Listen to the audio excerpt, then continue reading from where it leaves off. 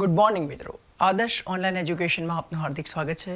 આપણે લોકો ટીવાયએસઓ હાઈકોર્ટના પેપર્સનું સોલ્યુશન જોઈ રહ્યા છે. એમાં આજે પેપર નંબર 5 અને 6 અને જો જરૂર જણાય તો 7ને બી કવર કરી લઈશું.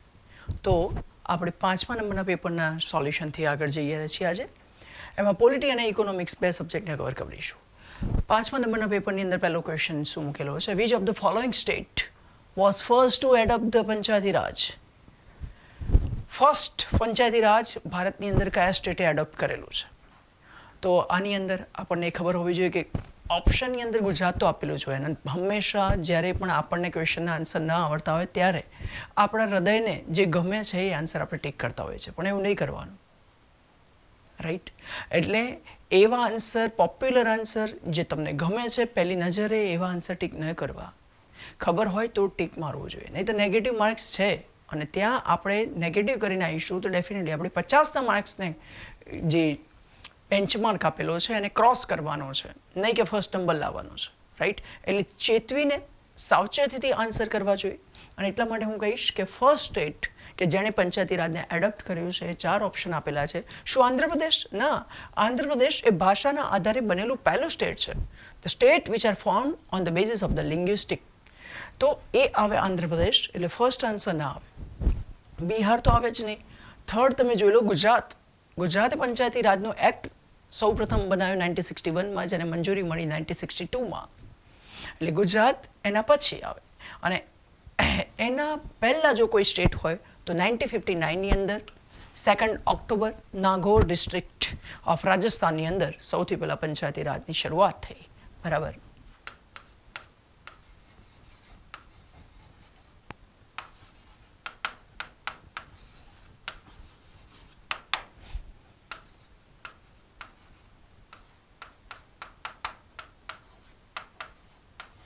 આપણે બધાને ખબર છે કે ગાંધીજીની જન્મ જયંતિ એટલે 2 ઓક્ટોબર, અને ગાંધીજીને હંમેશા એક ઉદ્દેશ રહેલો છે એના જીવનનો, ગ્રામ ઉદ્ધાર, ગ્રામ સ્વરાજ, સેલ્ફ સફિશિયન્ટ વિલેજ, સ્માર્ટ વિલેજનો કોન્સેપ્ટ એ અહીંયાથી જ ક્યાંક ઓરિજિન થાય છે.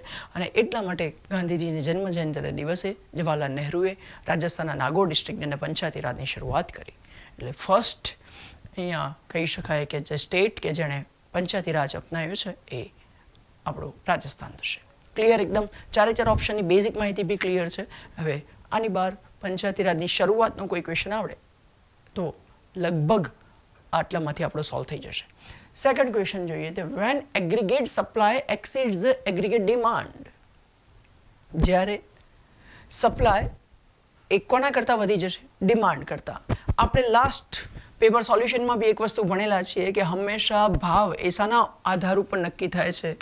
માંગ અને પુરવઠાનું સંતુલન. બરાબર. માંગ, પુરવઠો. સમજી લો કે 100 આઈટમ પડી છે અને 200 જણ માંગી રહ્યા છે, એટલે ડેફિનેટલી 2માંથી 1 વ્યક્તિને આ આઈટમ મળવાની છે. તો અહીંયા તમે 2 જણ લેવાવાળા છે ને 1 આઈટમ છે, તો બંને વચ્ચે કોમ્પિટિશન થવાની આ બંને વચ્ચે, એટલે તમારી 1 આઈટમનો જે ભાવ છે તમને વધારે મળવાનો, right?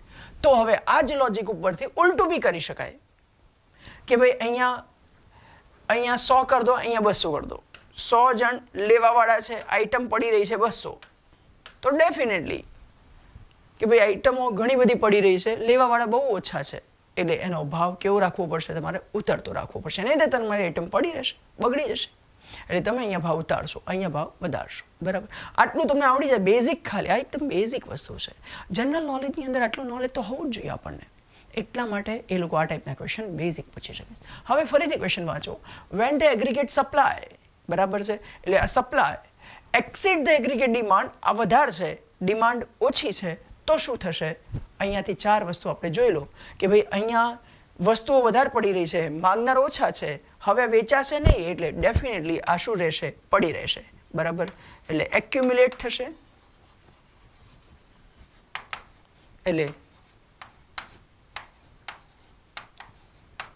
it will be accumulated. Inventories એટલે આઇટમ્સ, રાઈટ? તો અહીંયા અનએમ્પ્લોયમેન્ટ અનએમ્પ્લોયમેન્ટને નાને કંઈ બહુ ખાસ લેવા દેવા ના થાય. ઇનડાયરેક્ટલી ઇફેક્ટ આવે, પણ ડાયરેક્ટલી કઈ ઇફેક્ટ આવે? વસ્તુ પડી રહે, બસ. That is a direct impact. Indirect impact તમે લિંક કરો તો આ બધી જ વસ્તુઓ લિંક થાય, રાઈટ? એટલે અનએમ્પ્લોયમેન્ટ ના આવે. પ્રાઇસ રાઇઝ ક્યારે થાય?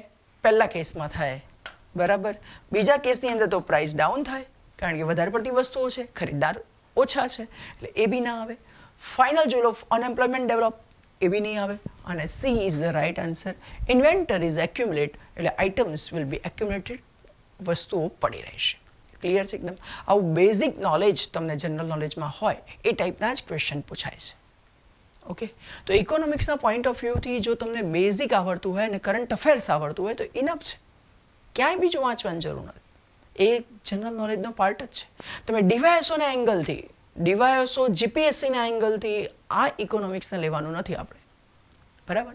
તમે એ દિવસ પરીક્ષા આપશો ત્યારે મને યાદ કરશો, એકદમ બેઝિક ક્વેશ્ચન હોય છે. ઘણી વસ્તુઓ તો તમે વાંચેલી ના હોય, તમને ત્યાં તમારી સામે મૂકે, 4 ઓપ્શન જુઓ એટલે તમને આવડી જાય. લોજિક, રિઝનિંગના બેઝિક ઉપર, તર્કશાસ્ત્રના બેઝિક ઉપર બી તમને વસ્તુ આવડી જશે. આગળનો ક્વેશ્ચન જોઈ લે, રિયલ વેજીસ. બીજું, આની અંદર બી તમને ઘણીવાર આવું ફોર્મ્યુલા જોવે ને એટલે કેટલાકને ગણિતનો ફોબિયા હોય છે, એટલે એ લોકો ડરી જાય કે યાર ફોર્મ્યુલા તો કદી વાંચી જ નથી, તો આવડે કે ના આવડે. હવે શબ્દને સમજવાનો, આવું કંઈ બી થાય ને એટલે મગજને શાંત કરીને ખાલી શબ્દને ક્વેશ્ચનને વાંચો, લોજિક લગાવો, આવડી જશે ઓટોમેટિકલી. રિયલ વેજ, વેજ એટલે શું એ આપણને ખબર હોય છે. Veggies that is your payment. તમે જે કંઈ બી કામ કરો છો એના માટે તમને જે પે કરવામાં આવે છે તે તમારું કામદારને આપવામાં આવતું ભથ્થું અથવા તો પગાર, એ એનું વેજીસ કહેવાય. આ જે વેજીસ છે એ વેજીસ તમને સમજી લો કે તમે 1 કલાક કામ કરો છો અને તમને 100 રૂપિયા મળે છે, આ તમારું શું થઈ ગયું? વેજ થઈ ગયું, વેજીસ થઈ ગયું. પણ તમે જે કામ કરો છો એ કામની પાછળ તમને 100 રૂપિયા મળે છે, એ 100 રૂપિયા તમારા ખિસ્સામાં નથી ટકતા. આવું કેમ? કારણ તમે જે કોઈ બી વસ્તુ માર્કેટમાં ખરીદવા જાઓ છો એની પાછળ ફુગાવો હોવાના કારણે, એનો ભાવ વધારો હોવાના કારણે નોર્મલ વસ્તુના જે 10 રૂપિયા હતા એ જ વસ્તુના તમારે 13 રૂપિયા આપવા પડે છે, કે તો 15 રૂપિયા આપવા પડે છે. એનો મતલબ 5 રૂપિયા તો તમારા ખિસ્સામાંથી જે વેજીસ આવ્યો એમાંથી ઓલરેડી ઘટી જ ગયા, કારણ દિવસે દિવસે ફુગાવાનું સ્તર વધતું જતું હોય છે, બરાબર છે? એ કંટ્રોલમાં રાખવામાં આવે તો સારી બાબત છે, પણ નથી રાખતા. આપણને ખબર છે COVID-19 પછી ફુગાવાનો દર કેટલો બધો વધી ગયો. તમે કોઈ બી જગ્યાએ ભાડા પૂછો, તરત તમને કહેશે ભાઈ 10 રૂપિયા હતો 20 રૂપિયા સીધા. આ શું થઈ ગયું? તમને તમારા ભાડાનો રેટ વધારે આપવો પડે છે, એનો મતલબ ખરેખર તમારા 10 રૂપિયાની જગ્યાએ તમારા ખર્ચ કેટલા થાય છે? 20 રૂપિયા થાય છે. તો હવે જે પેલા 100 રૂપિયા આવ્યા હતા એમાં 10 રૂપિયાની આઈટમના તમે 15 કે 20 રૂપિયા આપી રહ્યા છો, એનો મતલબ રિયલ તમારા વેજીસ 90 રૂપિયા જ છે, કારણ કે 10 રૂપિયા તો તમારા રિયલ ભાવથી તમે વધારે આપી રહ્યા છો ફુગાવાના કારણે. તો અહીંયા ફુગાવાને અનુલક્ષીને તમારે વેજને ગણવાના. આ થઈ ગયું તમારો રિયલ વેજીસ. સમજાઈ ગઈ વાત? ફુગાવો ઓછો છે કે નથી, તો એવા સિચ્યુએશનમાં એ આઈટમ તમને 10 રૂપિયામાં જ મળવાની છે. તો એ ખરેખર રિયલ વેજીસ એ તમને 100 રૂપિયા મળ્યા, એ ખરેખર તમારું વેજ 100 રૂપિયા થયું, રાઈટ? તો હવે આ કોન્સેપ્ટને ખાલી લગાવો કે રિયલ વેજ શાના ઉપર આધાર રાખે? માર્કેટની અંદર વસ્તુઓનો પ્રાઇઝના આધાર ઉપર તમારું રિયલ વેજીસ ગણાય છે. પ્રાઇઝ, રિયલ પ્રાઇઝ લેવલ, જો બધામાં છેદમાં શું મૂકેલું છે? બરાબર, નીચે આપણે પ્રાઇઝ લેવલ મૂકેલું છે. તો પ્રાઇઝ લેવલના આધાર ઉપર તમારા વેજને મેઝર કરો, એ તમારું રિયલ વેજીસ છે, બરાબર? તો પ્રોફિટ ને વેજને કોઈ લેવા દેવા નથી, એટલે પહેલું તો આવે જ નહીં. સેકન્ડ, રેન્ટ, ભાડું આપવાનું છે, અહીંયા તમારા વેજને ગણવાનું છે, ભાડાને નથી ગણવાનું, એટલે એ બી નહીં આવે. થર્ડ, ઇન્ટરેસ્ટ, તમે વ્યાજે પૈસા લીધા હોય એના માટે ઇન્ટરેસ્ટ આવે, એ બધું વસ્તુ છે ને. ફાઇનલી મની વેજ, તમને પૈસાના આધાર ઉપર મળેલા વેજીસ, તમારું જે કોઈ બી કામદારને વેજ મળ્યું છે, ભથ્થા મળ્યા છે, એ કેટલા રૂપિયામાં મળ્યા છે ભાગ્યા પ્રાઇઝ લેવલ, માર્કેટની અંદર તમે જે ખરીદવા જશો એનું પ્રાઇઝ લેવલ શું છે, એ બંનેનો ગુણોત્તર એ તમારું રિયલ વેજ દર્શાવે છે. સમજાઈ ગઈ વાત? એકદમ simple. Option D is the right answer. એટલે આવું કંઈ બી થાય ને એટલે ટેન્શનમાં ના આવી જાઓ, એને શાંતિથી જુઓ. એટલા માટે આ ક્વેશ્ચન મૂક્યો છે કે ઘણા લોકો આવો ક્વેશ્ચન જોઈને ડરી જાય છે. એ ડર દૂર કરવા માટે આ ક્વેશ્ચન મેં મૂક્યો છે, બરાબર? આવું કોઈ બી સબ્જેક્ટમાં પૂછી શકે છે, કે પોલિટી હોય, ઇકોનોમિક્સ હોય, જિયોગ્રાફી હોય, હિસ્ટ્રી હોય, કલ્ચર હોય કે અન્ય કરંટ અફેર્સના જનરલ નોલેજ હોય, હંમેશા ક્વેશ્ચનને જોઈને થોડું લોજિક લગાવો તો બી આન્સર મળી જશે. ક્લિયર? તો બસ આટલા 3 જ ક્વેશ્ચન મેં પેપર 5ની અંદર મૂકેલા છે. પેપર નંબર 6 જોઈ લઈએ. પેપર નંબર 6ની અંદરના ક્વેશ્ચનને જોતા જઈએ વન બાય વન. 65 નંબરનો પહેલો ક્વેશ્ચન છે કે જેની અંદર આપણને પોલિટીનો ક્વેશ્ચન પૂછેલો છે. શું છે question? What the maximum time interval permitted between the two sessions of the parliament? આપણને ખબર છે કે આપણા દેશની અંદર બેઝિક નોલેજ આ સેશન વચ્ચે વચ્ચે ભરાતા હોય છે. લાસ્ટમાં કયું સેશન પૂરું થયું? ચોમાસું સત્ર, મોન્સૂન સેશન. એટલા માટે આ ક્વેશ્ચન મેં મૂકેલો છે. આપણા દેશની અંદર બંધારણ એવું કહે છે, આર્ટિકલ નંબર જે તમારો 85 છે, એ 85 આર્ટિકલની અંદર એવું બતાવે છે કે બિટવીન ધ ટુ સેશન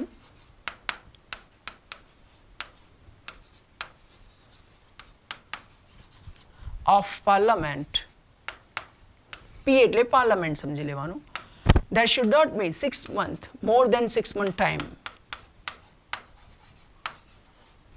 6 મહિના કરતાં વધારે સમય બે સંસદના સત્ર વચ્ચેથી જવો જોઈએ નહીં. એના પહેલા તમારે મિનિમમ સત્ર યોજી દેવાનું છે. રાઈટ? એનો મતલબ કે 1 વર્ષની અંદર તમે જાન્યુઆરીમાં સત્ર યોજ્યું હોય તો પછી જાન્યુઆરીની 30 તારીખે સત્ર પૂરું થયું તો 1 ફેબ્રુઆરીથી લઈને 6 મહિના જુલાઈ સુધીના સમયની અંદર તમારે જુલાઈ જેવો આવે છે ત્યારથી તમારે એક સત્ર યોજી દેવું પડે. એટલે જુલાઈના એન્ડિંગમાં તમે સત્ર યોજી લીધું. ફેબ્રુઆરી, માર્ચ, એપ્રિલ, મે, જૂન, જુલાઈ. જુલાઈ અને ફેબ્રુઆરીના દિવસો ગણવા પડે, 6 મહિના એ રીતે તમે ગણો તો જુલાઈના એન્ડિંગ અથવા તો 1 ઓગસ્ટ તમારે બીજું સત્ર સ્ટાર્ટ કરવું પડે. હવે આ સત્ર જ્યારે પૂરું થાય છે, સમજી લો કે સપ્ટેમ્બરમાં પૂરું થઈ, સપ્ટેમ્બરની 1 તારીખે, તો અહીંયાથી લઈને પાછા 6 મહિના આ રીતે ગણતરી થયા કરે છે. સમજ્યા? સત્ર પૂરું થાય ત્યારથી લઈને 6 મહિના.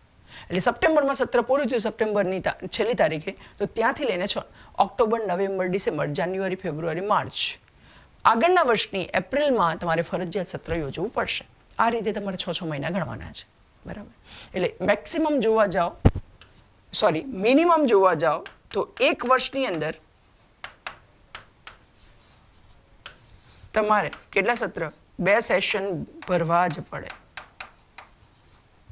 બરાબર? મિનિમમ 1 વર્ષની અંદર તમારે 2 સેશન ભરવા પડે. મેક્સિમમ કોઈ લિમિટ આપેલી નથી. હવે નોર્મલ સંજોગોમાં અત્યારે હાલ જોવા જોઈએ કરંટમાં, તો કરંટમાં આપણે પરંપરાથી કોઈ કાયદા હેઠળ નહીં, પરંપરાથી 3 સેશન યોજી રહ્યા છીએ. બરાબર છે? સૌથી પહેલા તમારું કયું સેશન આવે છે? બજેટ સેશન આવે છે. રાઈટ?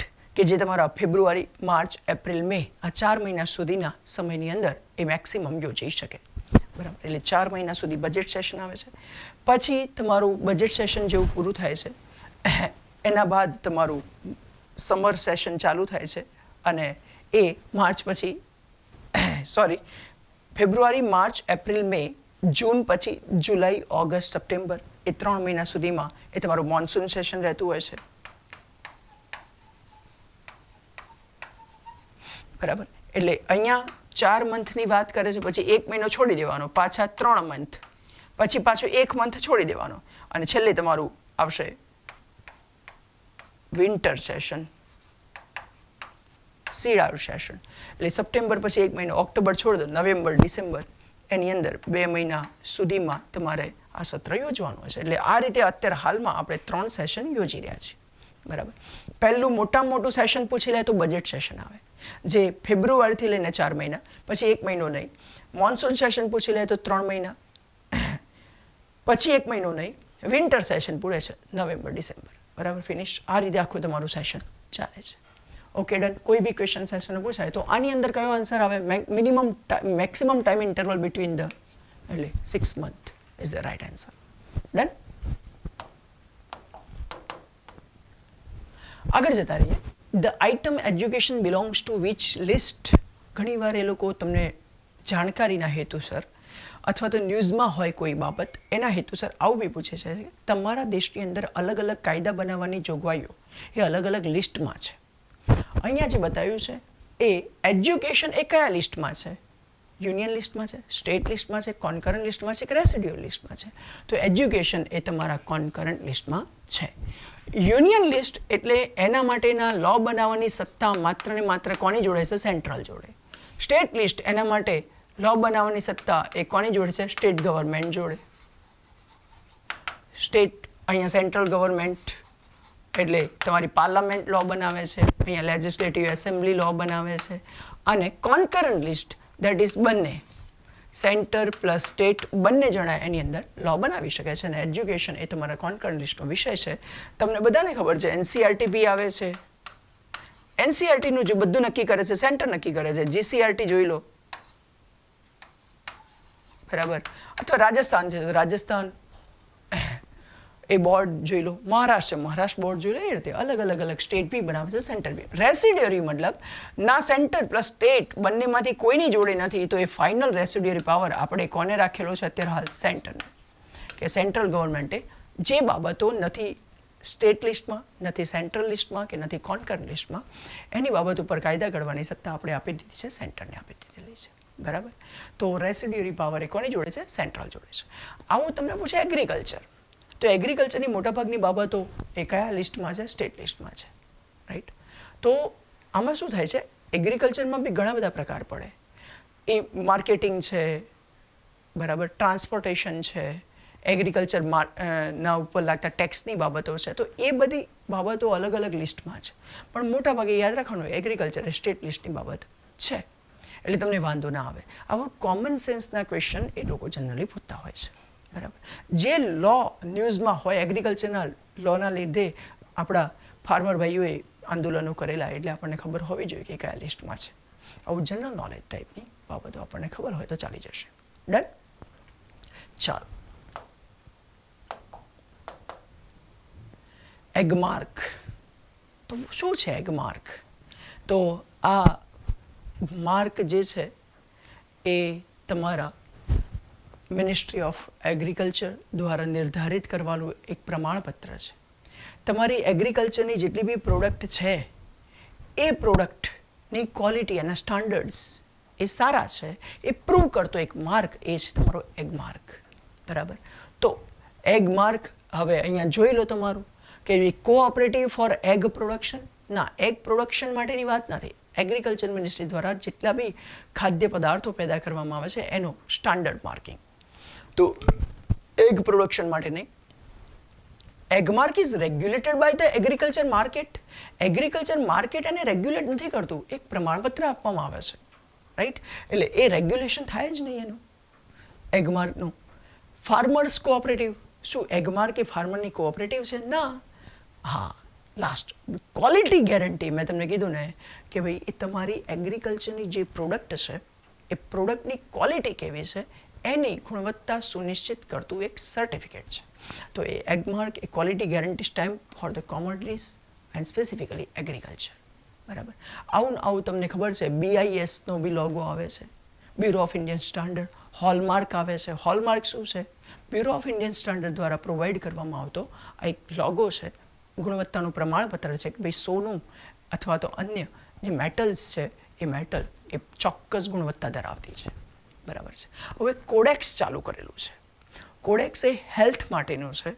એમાં WHO અને FAO આ બંને જણે કોડેક્સ એક માર્કિંગ સ્ટાન્ડર્ડ આપેલું છે કે જેના દ્વારા એ લોકો સુનિશ્ચિત કરી શકે કે આ પ્રોડક્ટ એ હેલ્થ માટે સારી કે ખરાબ, બરાબર. તો આ રીતે અલગ અલગ કોમોડિટી માટેના માર્ક છે આપણને ખબર હોવી જોઈએ, right. When was the Minimum Wages Act enacted in India? કામદારો માટેના કાયદાઓ બી સતત ન્યૂઝમાં હોય છે. Labour lose. લેબર લોની સાથે સાથે મિનિમમ વેજીસ કે ભાઈ તમને મિનિમમ પગાર ભથ્થા કેટલા મળવા જોઈએ આ બાબતો સતત ન્યૂઝમાં ચાલતી હોય છે. એટલે આપણને એવી કોમન સેન્સ ખબર હોવી જોઈએ કે ભાઈ એના કાયદાઓ ક્યારે બન્યા છે ભારતની અંદર. તો લખ્યું છે when was the minimum wages act enacted in India. Minimum wages act was enacted in 1956. D for the Delhi is right answer. આગળના આન્સર કેમ ના આવે તો કોઈ બી ડેટ મૂકી શકે છે, બરાબર. એક ઇન્ડસ્ટ્રીયલ ડિસ્પ્યુટ એક્ટ સતત ચાલ્યા કરે છે. ઇન્ડસ્ટ્રીયલ એક્ટ જુઓ તો 1948ની અંદર છે, બરાબર. તો આવું બેઝિક જે કાયદાઓ ન્યૂઝમાં હોય એની માહિતી આપણને ખબર હોય છે ક્યારે બન્યો, રાઈટ. આવા એકદમ સામાન્ય ક્વેશ્ચન આ લોકો પૂછે છે, બરાબર. અને આ જે છે તમારું જનરલ નોલેજ. એ જનરલ નોલેજ ખાલી ને ખાલી હું તમને વારે ઘડી એક વસ્તુ ચોક્કસથી કહીશ કે તમે જે ન્યૂઝપેપર વાંચો છો ને વ્યવસ્થિત વાંચો. છેલ્લા 3 મહિનાનું એટલીસ્ટ ન્યૂઝપેપર વ્યવસ્થિત વાંચો એટલે તમને વાંધો ના આવે. સપ્ટેમ્બરની 10 તારીખે તમારી ઓક્ટોબરની 10 તારીખે તમારી એક્ઝામ છે, તો તમારે સપ્ટેમ્બર, જુલાઈ, ઓગસ્ટ, સપ્ટેમ્બર આ 3 મહિના વાંચી લેવા જોઈએ, બરાબર, વ્યવસ્થિત. તો તમને વાંધો ના આવે. એટલું કરંટ અફેર્સ ચાલે. ઓલિમ્પિકને વ્યવસ્થિત તૈયાર કરો એટલે ચાલી જશે, બરાબર. તો આ રીતનું કરંટ અફેર્સ તમે વાંચો તો એમાં આવું બધી વસ્તુ આવતી હોય એટલે તમારું નોલેજ એટલું બની રહે. આગળનો ક્વેશ્ચન જતા રહીએ. The international court of justice site in, કઈ જગ્યાએ છે ઇન્ટરનેશનલ કોર્ટ ઓફ જસ્ટિસ? કે જ્યાં આંતરરાષ્ટ્રીય સ્તરના બે દેશ વચ્ચેના કોઈ પણ વિવાદો માટે આ ન્યાય આપે છે, બરાબર. તો આ નેધરલેન્ડની અંદર હેગ જે પ્લેસ આવેલું છે ત્યાં આની મેઇન ચીફ સાઇટ આપણને જોવા મળે છે, રાઈટ. ભારત બી એનું મેમ્બર છે. ભારત કારણ કે યુએનની મેઇન લો ઇન્સ્ટિટ્યુશન કહી શકાય અને એ આ છે અને એની અંદર ભારત બી સભ્ય છે. આ જ ઇન્ટરનેશનલ કોર્ટ ઓફ જસ્ટિસ જે છે એની અંદર ભારતના બી જજ એની અંદર સભ્ય તરીકે બીજી વખતે ચૂંટાયેલા છે. એના સભ્યો વડે ચૂંટવામાં આવે છે.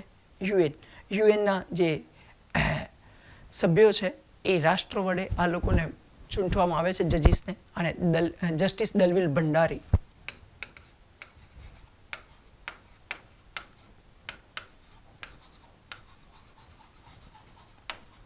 અત્યારે હાલ આઈસીજે ઇન્ટરનેશનલ કોર્ટ ઓફ જસ્ટિસ એના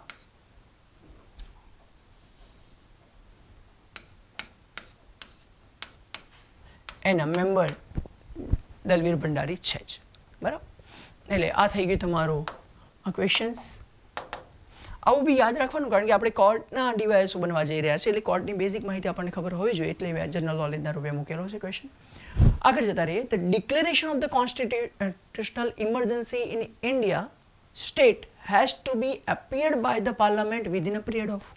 એનો મતલબ એ છે કે કોન્સ્ટિટ્યુશનલ ઇમરજન્સી આર્ટિકલ નંબર 356 356 એની અંદર મેન્શન કરે છે કોન્સ્ટિટ્યુશનલ ઇમરજન્સી,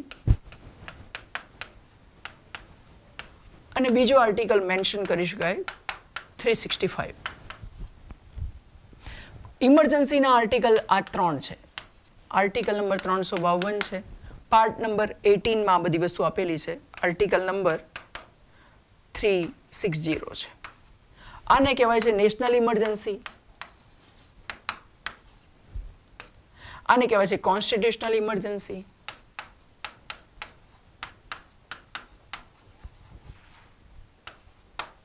અથવા તો આને જ કહેવાય છે પ્રેસિડેન્શિયલ રૂલ.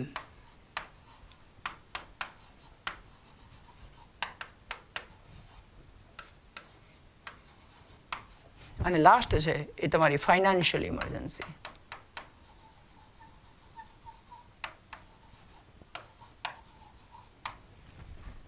બરાબર. આવી 3 ટાઈપની ઇમરજન્સી છે. નેશનલ ઇમરજન્સી એ જનરલી વોર હોય, એક્સટર્નલ એગ્રેશન હોય, કાં તો તમારા ઇન્ટરનલી જ્યારે ગવર્મેન્ટના વિરુદ્ધ જ્યારે સશસ્ત્ર બળવો થાય છે ત્યારે, બરાબર, આર્મ રેબેલિયન, એ 3 કારણોસર કાં તો વોર થાય, કાં તો એક્સટર્નલ એગ્રેશન થાય, અથવા તો ઇન્ટરનલ આર્મ રેબેલિયન થાય સરકારની સામે, ત્યારે આ ઇમરજન્સી લગાવે છે. કોઈ પણ 3માંથી કોઈ પણ ઇમરજન્સી લગાવવાની સત્તા ભારતની અંદર બંધારણે કોને આપેલી છે? પ્રેસિડેન્ટ ઓફ ઇન્ડિયાને આપેલી છે, બરાબર. સેકન્ડ જતા રહીએ. કોન્સ્ટિટ્યુશનલ ઇમરજન્સી પ્રેસિડેન્શિયલ રૂલ એ કેમ લગાવવામાં આવે છે? જ્યારે સ્ટેટની અંદર કોઈ પણ સ્ટેટ લઈ લો તમે, અથવા તો સ્ટેટના કોઈ પાર્ટની અંદર આખી સિસ્ટમ એ કોન્સ્ટિટ્યુશનલ મુજબ નથી ચાલતી, ત્યારે આ ઇમરજન્સી ગવર્નરની સલાહથી પ્રેસિડેન્ટ લગાવતો હોય છે, રાઈટ. તો આ ઇમરજન્સી લગાવવા માટે ગવર્નર જનરલી સલાહ આપે છે. અધરવાઇઝ આર્ટિકલ 356 એવું બોલે છે પ્રેસિડેન્ટને યોગ્ય જણાય તો પણ એ લગાવી શકે છે. But most of the time it is impose on the report of the governor, advice of the governor, બરાબર. તો કોન્સ્ટિટ્યુશન મુજબ જ્યારે સ્ટેટની વ્યવસ્થા નથી ચાલતી ત્યારે આ ઇમરજન્સી લગાવવામાં આવે છે, અને એ બી લગાવવાની સત્તા કોને છે? પ્રેસિડેન્ટને. 360 મુજબ જ્યારે ફાઇનાન્શિયલ સિચ્યુએશન ડિટેરિયોરેટ થતી જાય છે એની સ્ટેટની અથવા તો હોલ નેશનની, ત્યારે પ્રેસિડેન્ટ આ ઇમરજન્સી લગાવતા હોય છે. બરાબર. તો આ 3 ટાઈપની ઇમરજન્સી છે. 3 ટાઈપની ઇમરજન્સી તમે લગાઈ તો દો, પ્રેસિડેન્ટ લગાઈ તો દે છે, પણ એને પછીથી ક્યાંથી મંજૂર કરવી પડે? પાર્લામેન્ટમાંથી. પાર્લામેન્ટમાંથી મંજૂર કરવાની છે. આ ઇમરજન્સી જ્યારે પાર્લામેન્ટની અંદર મૂકવી પડે, જ્યારે લગાવી દીધી એના વિધિન 1 મંથની અંદર એ પાર્લામેન્ટમાંથી મંજૂર થવી જોઈએ. જ્યારે આ બંને ઇમરજન્સી એ કેટલા મંથની અંદર? 2 મંથની અંદર એ પાર્લામેન્ટમાં એપિયર કરવાની, ત્યાંથી પસાર થવી જોઈએ. બરાબર. નથી થતી તો એ રિવોક થઈ જાય છે, પાછી ખેંચાઈ જાય છે. બરાબર. તો આ 3 ટાઈપની ઇમરજન્સીની બેઝિક આઈડિયા મેં તમને આપી દીધું. કોણ લગાવે, કેવી રીતે લગાવે, કેટલા મહિનામાં એને પાસ કરવાની છે. ડન. ચાલો, એટલે આનો આન્સર બી આવશે ધ ડિક્લેરેશન ઓફ ધ કેટલા મહિનાની અંદર? વિધિન 2 મંથની અંદર. બરાબર. A for Ahmedabad is right answer. આગળનો ક્વેશ્ચન છે તારે 79 નંબરનો ક્વેશ્ચન છે. Who was the first Indian to become the member of the parliament? British member of the parliament. બ્રિટિશની અંદર સૌથી પહેલા મેમ્બર ઓફ પાર્લામેન્ટ કોણ બનેલું? ભારતીય વ્યક્તિ. એ છે આપણા દાદાભાઈ નવરોજી. બરાબર. દાદાભાઈ નવરોજી બ્રિટિશની અંદર એ સૌપ્રથમ ચૂંટાયેલા વ્યક્તિ છે.